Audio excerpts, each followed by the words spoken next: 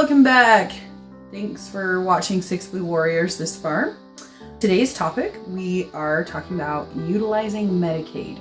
Now, not everyone has Medicaid, but, depending on your financial situation, a lot of people could end up being in a financial range in order to qualify for Medicaid, because a lot of times having a kid with special needs can be kind of expensive and can make it difficult for both parents to work. There's a lot of different reasons that people can end up having Medicaid, but that's our topic for today, utilizing Medicaid. So if your child is enrolled in Medicaid, you're probably aware that they cover things like doctor's visits, they cover ER visits, they cover a lot of different things. But I want to talk today and just make sure that there's things that everyone's aware of that Medicaid also covers that, or more specifically deals with people who have a kid with autism.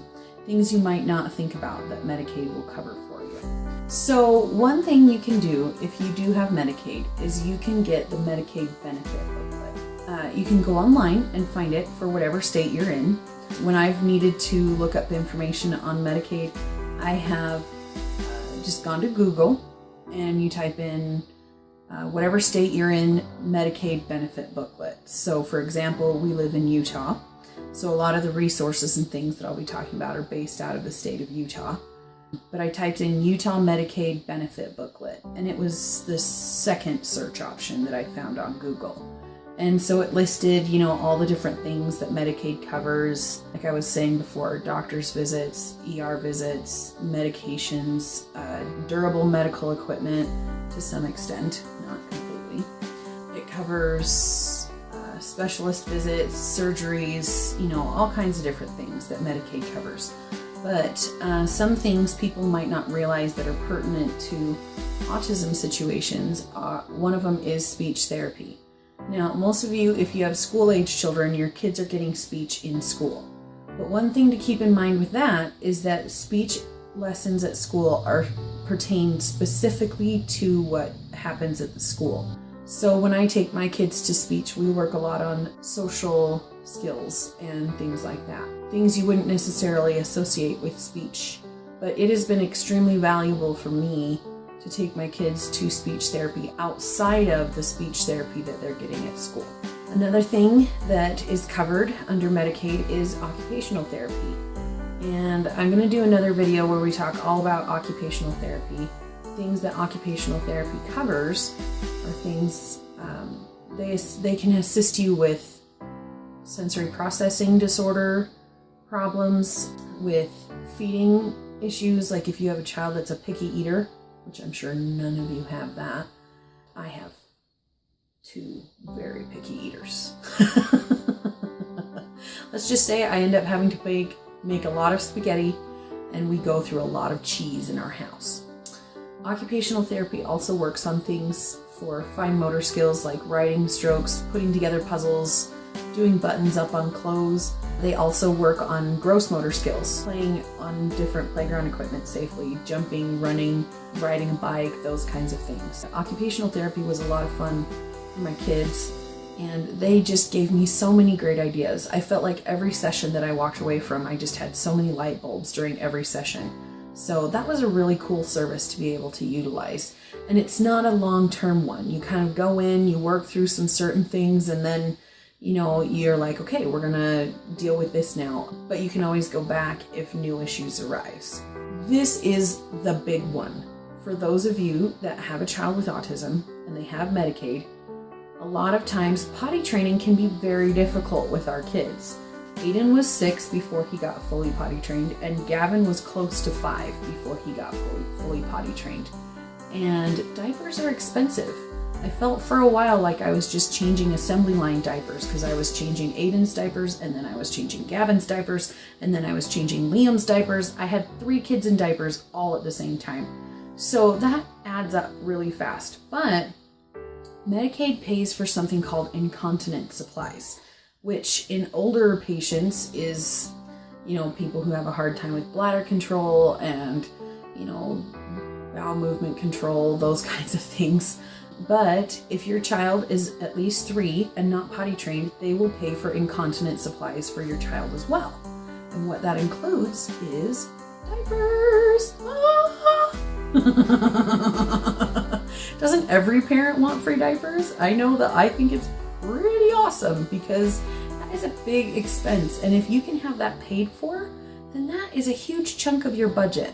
So what Incontinence Supplies includes is pull-ups, and they're usually good ones too. The ones that got sent to me were the Huggies brand ones, like the really good ones that would really hold a lot, you know, not just some cheap brand of them.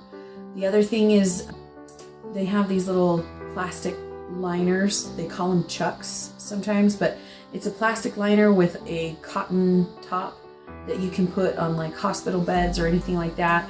But I put them underneath the sheets on my kids' bed, so if they do wet the bed, then the liner stops the mattress from getting soaked. When they're sick and they're gonna throw up, I put them under the couch and around them and all over the place. If we have an accident out and about, then I can put the liner on the inside of their car seats.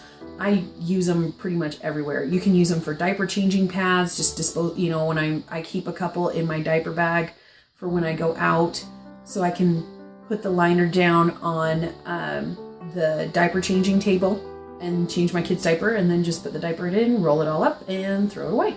They're really useful. They'll also pay for things like latex gloves if you don't want to have to touch stuff.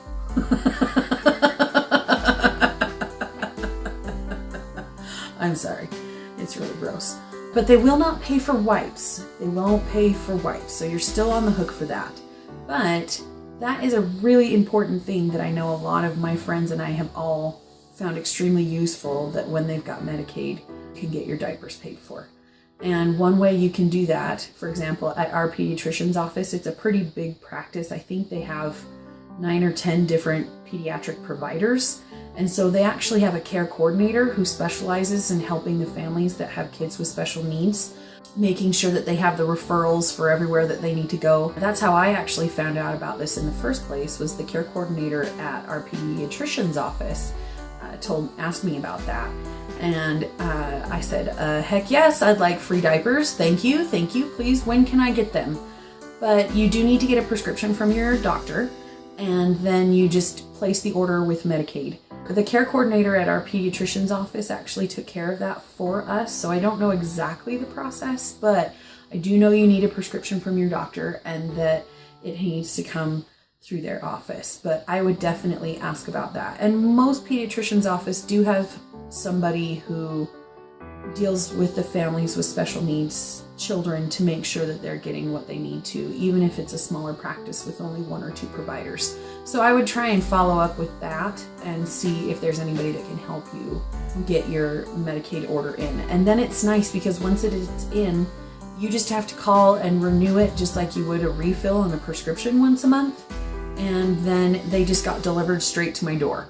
It was so nice. And there was a lot.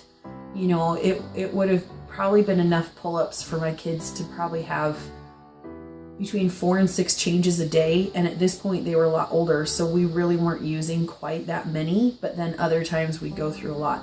So it was just a huge stress relief on the whole potty training issue, because when you're paying for diapers for 3 kids, you're kind of like, let's get them potty trained so that we can get them out of diapers and save us some money. But at the same time, potty training was just so stressful, and I was trying to push it. And then, you know, like, for a lot of reasons, I wanted them to be potty trained, but that was a big stress reliever to know, okay, well, you know what, the diapers are paid for, so if we end up having to use diapers for a little longer, then so be it. You know, we've already been using them for years. We might as well, you know, just because sometimes you just can't push the kids. You have to wait till they're ready. And what's funny about that is that Aiden we tried potty training him like 3 times. And so he knew what he needed to do. He just didn't care. And then one morning I was getting him dressed for school, and he decided he wanted to wear a pair of Percy underwear. And I'm like, no, you can't wear underwear because you're not going potty in the toilet. And he says, no, I wear Percy underwear. And he put the underwear on, and he fought me so bad that I just threw 2 extra changes of clothes in his backpack and some extra diapers and said, you know what, I'm sorry, I couldn't talk him out of it. That week, he had 2 accidents, and he's been potty trained ever since.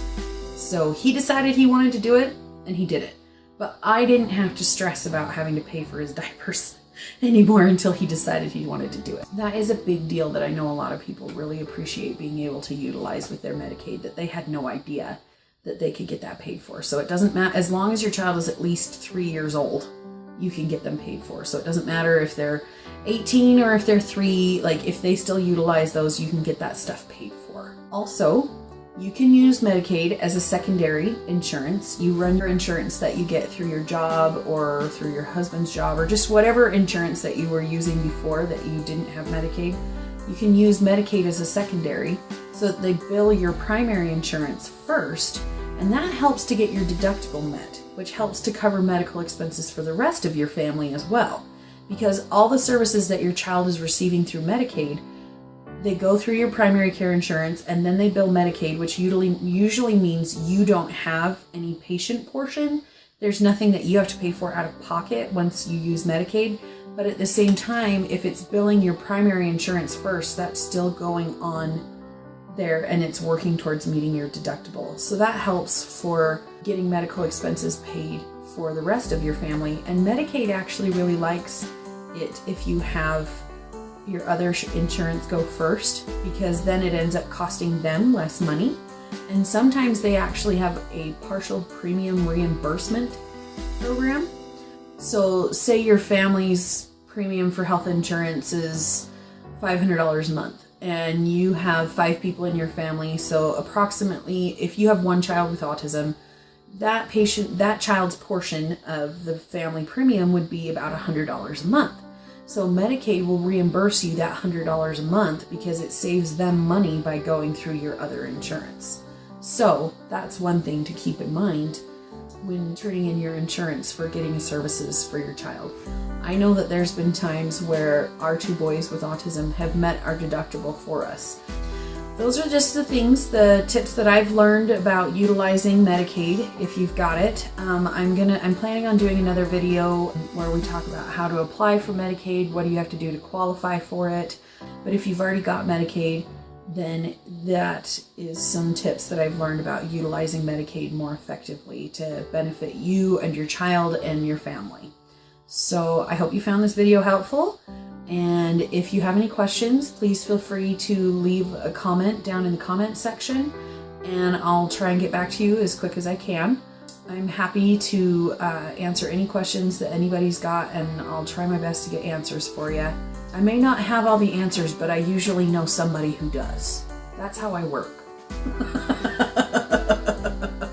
I just have a big network of people and I'm like, you know what? I don't know that, but I know somebody who does. Let me get back to you. Anyway, I hope you guys are having a great day and I hope you enjoyed this video and you found it helpful. Please feel free to share these videos so we can try and help as many people as we can.